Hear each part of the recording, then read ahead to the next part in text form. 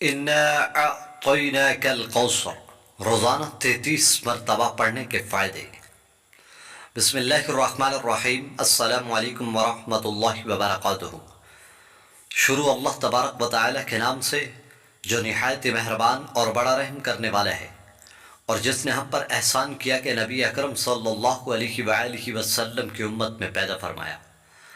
میرے بھائی اور میری بہنوں، انا اعطیناک الکوثر، یہ قرآن مجید کی ایک چھوٹی سی صورت ہے۔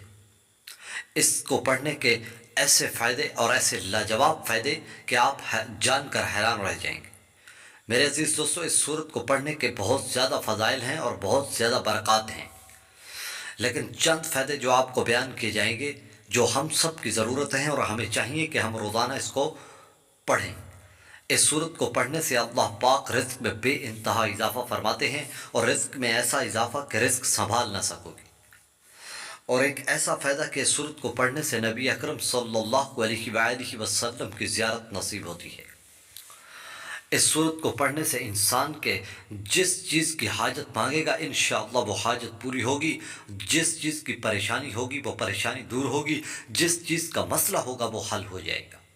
اور ایسا ناممکن مسئلہ جو پریشانی کی وجہ سے حل نہ ہو رہا ہو، انشاءاللہ اس صورت کو پڑھنے سے اس صورت کے عمل کی برکت سے پورا ہو جائے گا۔ اور ایسی لا علاج بیماری اور ایسی پریشانی جو حل نہ ہو رہی ہو، جس کا ڈاکٹر جواب دے چکے ہوں، آپ اس عمل کو کر کے دیکھیں انشاءاللہ۔ اس صورت کو ایسے لاجواب فائدے ہیں کہ اگر میں بیان کرنا شروع کر دوں تو ویڈیو لمبی ہو جائے گی، لیکن آپ کو چند ایک فضائل اور فوائد بتا رہے ہیں۔ آپ اس صورت کو روزانہ پڑھیں۔ دوستو، کوثر جنت کی ایک نہر کا نام ہے، اور یہ خالص نبی اکرم صلی اللہ علیہ وآلہ وسلم کو عطا کی گئی ہے۔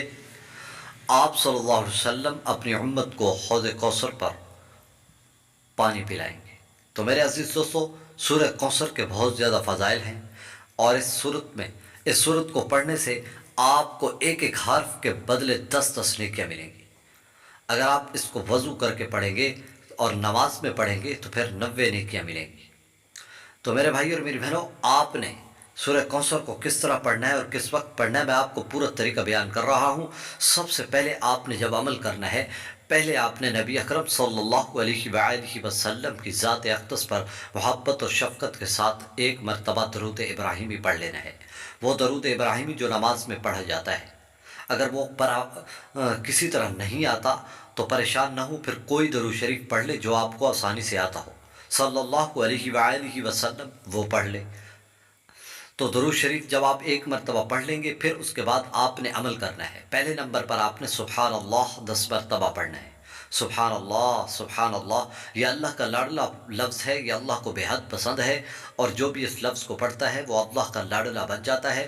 اور آپ جانتے ہیں کہ جو بھی اللہ کا لاڈلا ہوتا ہے وہ یقیناً پھر جو بھی سوال کرتا ہے، اللہ سوال یعنی ہاتھ اٹھانے سے پہلے پورا کر دیتے ہیں۔ تو آپ نے سبحان اللہ 10 مرتبہ پڑھنا ہے۔ حدیث شریف میں آتا ہے کہ جو 1 مرتبہ سبحان اللہ پڑھتا ہے، جنت میں ایک درخت لگا دیا جاتا ہے جس کا سایہ اتنا زیادہ ہے کہ 70 سال گھوڑا دوڑتا رہے پھر بھی سایہ ختم نہ ہو۔ تو آپ سبحان اللہ 10 مرتبہ پڑھ لیں گے، پھر اس کے بعد دوسرے نمبر پر سورہ کوثر کا عمل کرنا ہے، جو اس عمل کی ریڑھ کی ہڈی ہے۔ آج کا یہ بڑا پاورفل عمل ہے سورہ کوثر۔ آپ نے سورہ کوثر کو 21 مرتبہ پوری توجہ اور دھیان کے ساتھ پڑھنا ہے۔ انا اعطیناک الکوثر فصل لربک وانحر ان شانئک هو الابتر۔ بس آپ کا اتنا سا عمل ہے، پھر اس کے بعد آپ اللہ سے اپنی حاجت مانگیں، گڑ گڑا کر